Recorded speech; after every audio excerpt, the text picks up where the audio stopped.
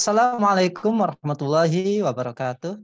Alhamdulillahirrabbilalamin. Assalatu wassalamu ala asrafil anbiya wal mursalin wa ala alihi wa sahbihi ajmain amma ba'du. Pemirsa Khilafanus yang dirahmati Allah, jumpa kembali dengan program kesayangan kita yakni Kabar Petang. Hari ini kita akan bahas tema-tema yang luar biasa dengan narasumber yang kredibel tentu saja dari sudut pandang Islam. Inilah Kabar Petang selengkapnya.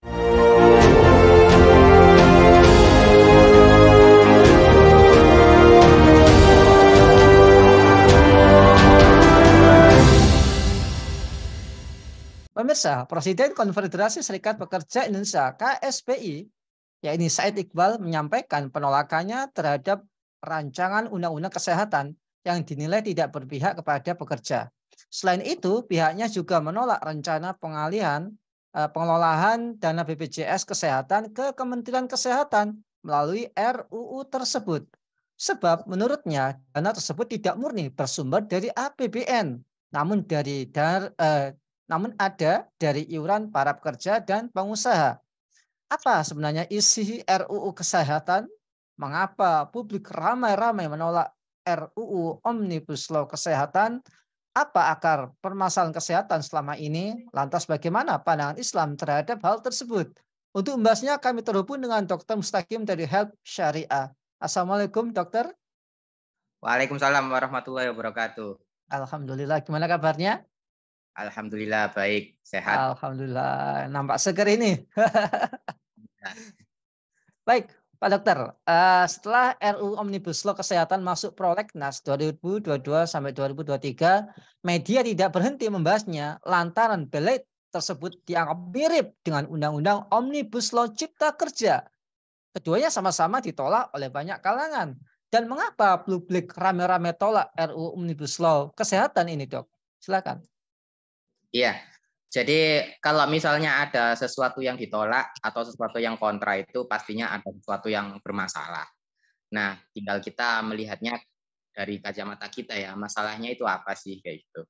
Nah, yang menolak ini tidak hanya Ikatan Dokter Indonesia, tetapi juga ada Persatuan Perawat Nasional Indonesia atau PPNI, kemudian Ikatan Apoteker Indonesia, Persatuan Dokter Gigi Indonesia, dan bahkan juga Yayasan Lembaga Konsumen Indonesia (YLKI) ya, membuat sebuah keputusan bersama bahwa mereka menolak yang namanya RUU Omnibus Law di bidang kesehatan tersebut. Nah, apa sih yang kemudian ditolaknya? Salah satunya itu kalau bagi kami para dokter itu adalah salah satunya tidak adanya jaminan perlindungan hukum ketika kami melakukan tugas. Kita tahu bahwa beberapa kali itu kasus-kasus bahwa dokter juga tenaga kesehatan yang lain itu dianiaya oleh pasien, keluarga pasien, atau preman-preman yang mengaku sebagai keluarga pasien. Masya Allah. Jadi sudah sering, perawat pernah, dokter pernah, atau tenaga kesehatan yang lain pun juga pernah.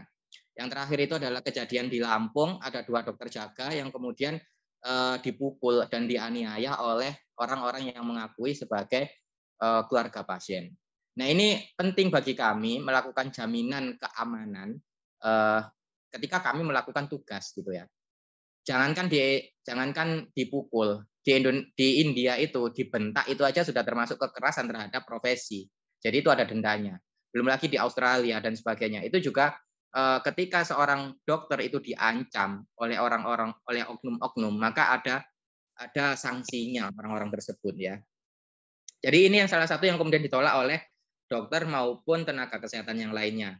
Secara di lapangan ada fakta bahwa kekerasan itu terjadi pada kami, kemudian juga bahkan sampai ada yang meninggal yang ada di Papua itu.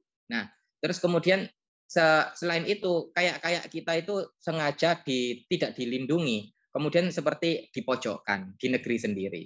Jadi kayak gitu. Itu yang kami tolak dari segi keamanan kami ya para dokter. Nah, dari segi pelayanan kesehatan itu juga kami ada penolakan. Salah satunya adalah yang sering disorot dan sering diviralkan itu adalah bahwa seolah-olah ID itu menolak dokter-dokter asing.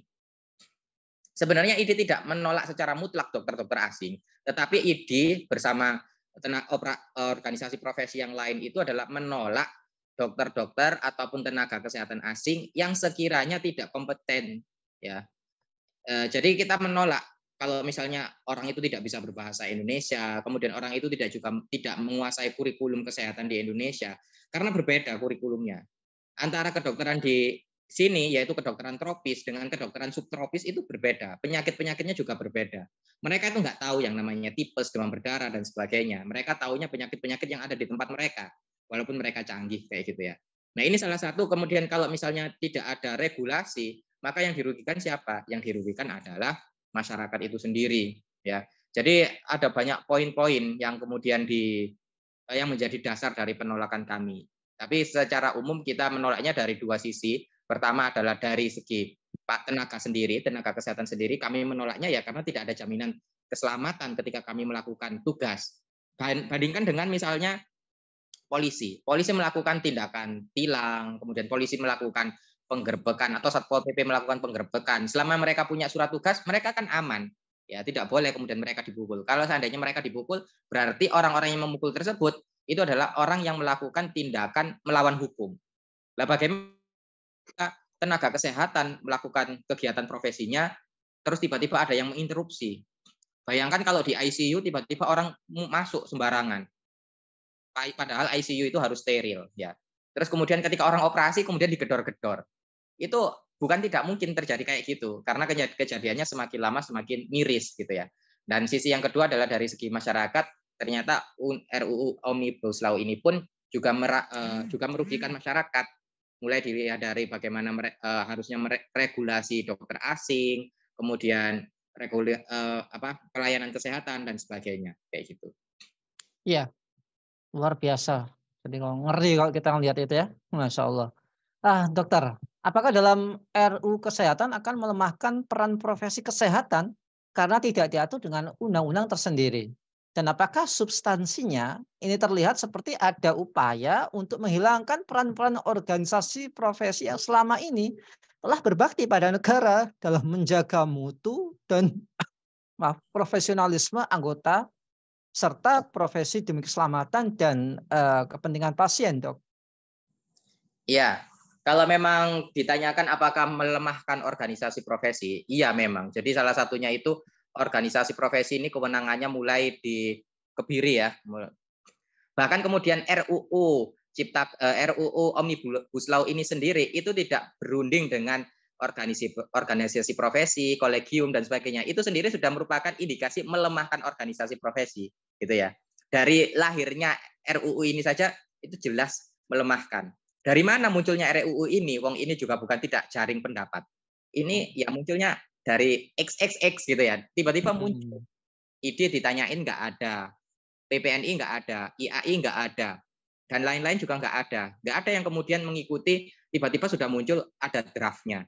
Dan kemudian kalau dilihat draftnya ini semakin kentara kalau memang juga melemahkan organisasi profesi. Padahal organisasi profesi itu punya fungsi, salah satunya yang disebut jenengan tadi itu bahwa ini untuk quality control. Bagaimana dokter-dokter di Indonesia ini tetap terjamin mutunya, etiknya ya.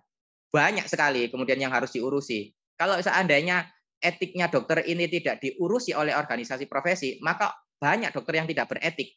Kalau kemudian mutunya juga tidak diurusi, maka banyak dokter yang tidak bermutu. Siapa yang rugi? Tentu yang rugi adalah masyarakat. Dan ketika kemudian masyarakat yang rugi, memang ada celah kemudian memasukkan dokter-dokter asing yang kemudian kapitalis ini mulai bermunculan di sini. Kapitalis ini kemudian mencari celah. Jadi melemahkan dokter-dokter Indonesia, perawat-perawat Indonesia, kemudian mendatangkan perawat-perawat asing, dokter-dokter asing yang kemudian di situ memang terjadi, kemudian tidak dikontrol kualitasnya, tidak dikontrol etiknya, ya akhirnya benar-benar yang namanya kesehatan ini menjadi komoditas.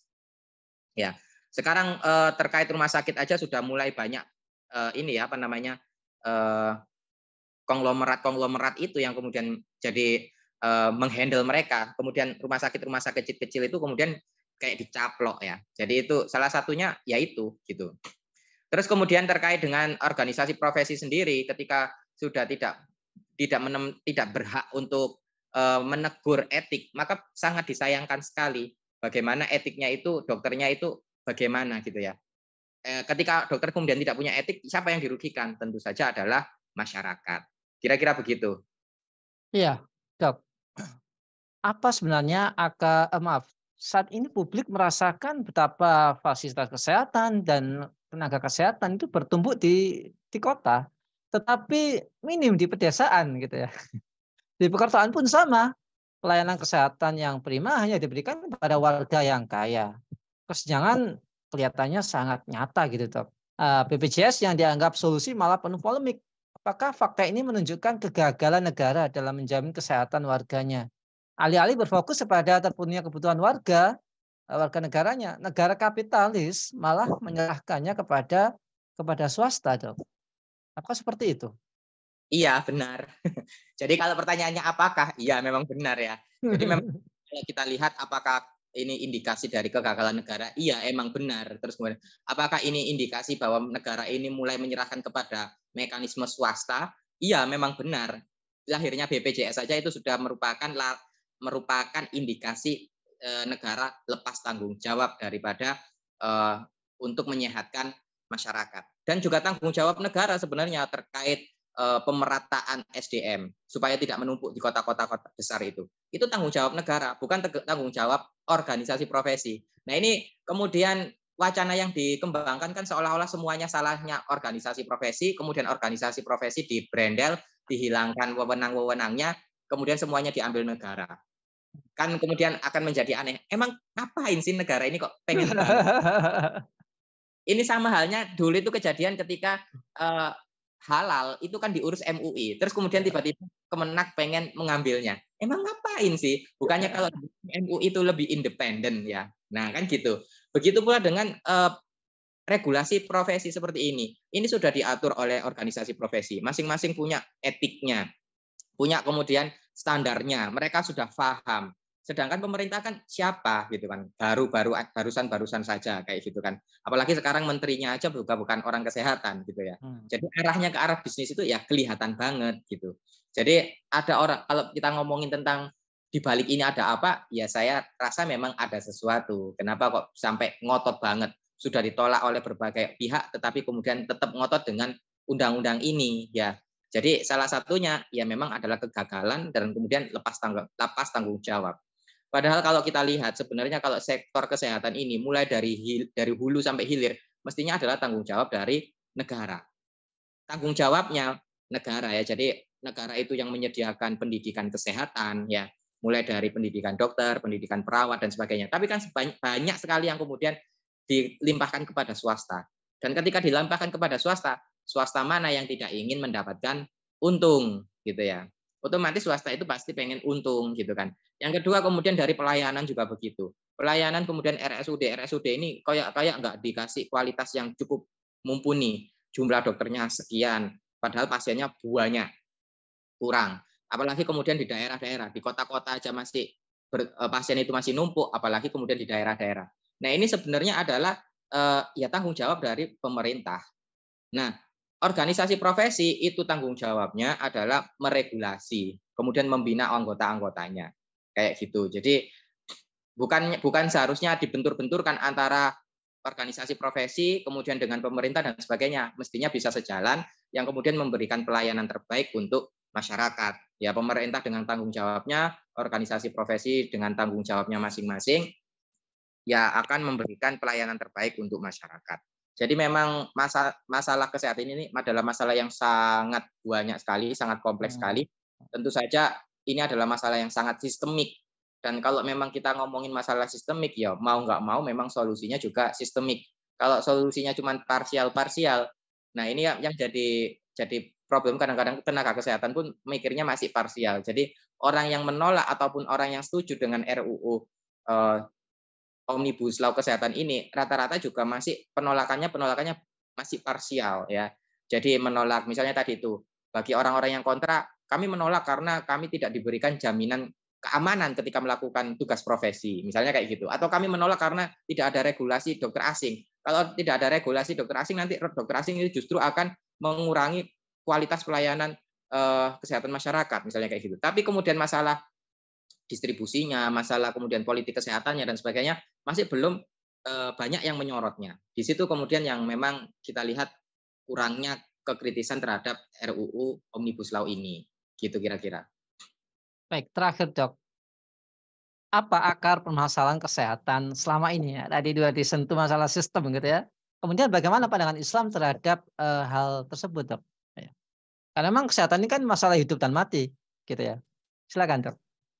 Nah, ini kalau misalnya akar masalahnya itu sebenarnya ada pada filosofinya, ada pada pandangannya.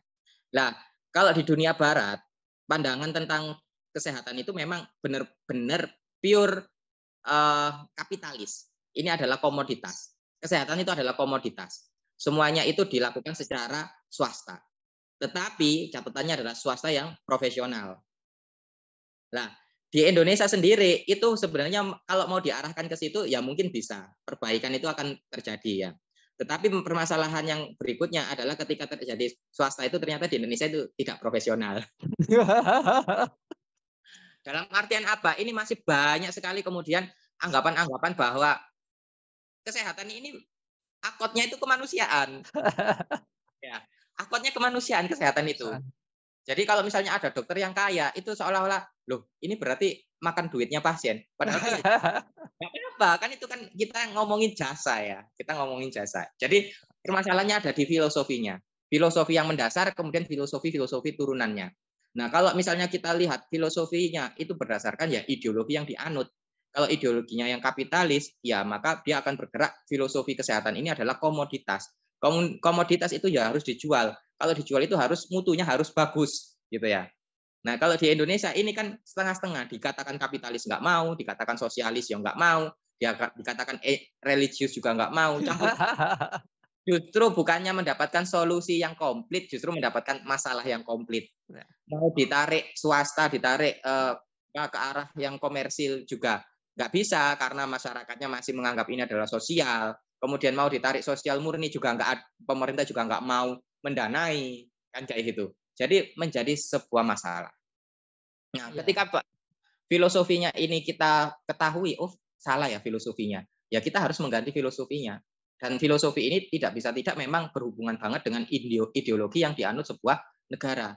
Ketika negara kita masih menganut ideologi yang bukan sekuler, bukan Bukan bukan. sosialis, bukan ideologi yang bukan-bukan, ya tetap solusinya ya yang bukan-bukan kayak gini. Maka ini harus mengambil ideologi atau filosofi yang kayak gimana. Nah, kalau misalnya selanjutnya dari sekian filosofi itu pasti ada problem-problemnya. Di bidang kapitalis pun ternyata banyak masalah ya. Walaupun misalnya di bidang kesehatan mereka berhasil, di bidang sosialnya mereka bermasalah. Akhirnya kemudian salah satunya itu ya depopulasi. Sekarang itu banyak negara-negara Eropa, juga Jepang, itu nggak ada orangnya. Nggak ada orangnya. Itu kan salah satu efek dari ideologi kapitalis. Ya, jadi itu salah. Makanya ya cari ideologi yang benar. Nah, dalam pandangan saya, ideologi yang benar itu ya ideologi yang berasal dari zat yang maha benar, yaitu Islam. Nah, ideologi Islam memberikan pandangan bahwa kesehatan ini adalah kebutuhan mendasar dari masyarakat. Ya, yaitu salah satu diantaranya adalah kesehatan, yang lain adalah pendidikan dan keamanan. Di mana kebutuhan mendasar dari sebuah masyarakat ini mestinya adalah kewajiban negara untuk memberikan pelayanannya secara gratis. Kalau misalnya nggak bisa gratis ya secara terjangkau dan berkualitas dan merata ya, berkualitas merata. Jadi tidak hanya di Jakarta saja yang punya berkualitas, tapi di ujung Papua pun harusnya berkualitas dan terjangkau. Dan ini masih menjadi problem selama pandangan ini belum tuntas ya, masalah pandangan dan filosofi ini belum tuntas, ya solusi-solusi yang diberikan pun ya solusi-solusi parsial. Kalaupun bisa memberikan solusi, ya kedepannya timbul masalah-masalah yang baru lagi kayak gitu. Iya, Masya Allah. Tadi semakin rumit, semakin tidak jelas, maka actionnya juga semakin tidak jelas. Karena itu butuh ideologi yang jelas, yaitu ideologi Islam. Baik, terima kasih Dr. Mustaqim atas pemaparannya. Semoga dokter sekeluarga senantiasa sehat selalu dan dilindungi oleh Allah Subhanahu wa taala. Salam semangat dan sukses selalu. Baik pemirsa Khilafah yang dirahmati Allah, demikianlah bincang-bincang kita dengan Dr. Mustaqim.